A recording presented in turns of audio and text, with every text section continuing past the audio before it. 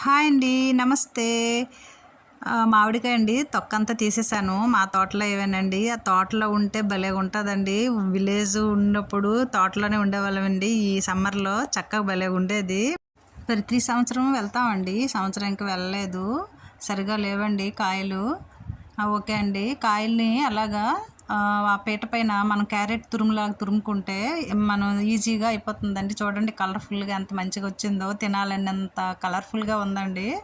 బావుంది కదండీ చూస్తుంటే. ట్రై చేద్దామా తినడానికి? ట్రై చేస్తున్నానండి. భలేగుందండి. అబ్బబ్బబ్బా! ఎంత బావుందో. తిందామా? ఓకే. ట్రై చేస్తాను.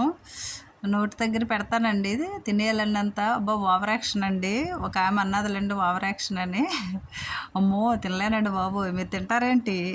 సరేనండి. పప్పులో కానీ, గుడ్లో కానీ, ఎగ్స్ కర్రీలో కూడా ఏసుకోవచ్చండి. చూపిస్తాను మీకు. 2 వెరైటీగా అగోండి గ్లాస్‌లో వేసి అందులో సరదా కోసం అలా పెట్టానండి. చక్కగా తీసేసరికి భలే వచ్చిందండి. దానికి సరిపడా అది వేసేసాను. ఇంకా పప్పులోకి వేస్తున్నానండి. కూర అయితే భలేగా ఉంటుందండి టేస్ట్‌గా. ట్రై చేయండి మీరు కూడాను. మిగతాది పప్పులో వేసుకుంటున్నానండి. పప్పులో నెయ్యి కూడా వేసుకుంటే భలే ఉంటుందండి. లాస్ట్‌లో నెయ్యి వేసి చూడండి. పులుపు ఉంటుంది కదా! చక్కగా ఉంటుంది. ఆవకాయలా ఉంటుందండి. మా అమ్మాయి అంటది, "అమ్మో! మామిడికాయలు వస్తే ఇంక ఇలాగే చేసేస్తావమ్మా అన్నిట్లో వేసేస్తావు" అంటదండి. కానీ తింటది బానేని.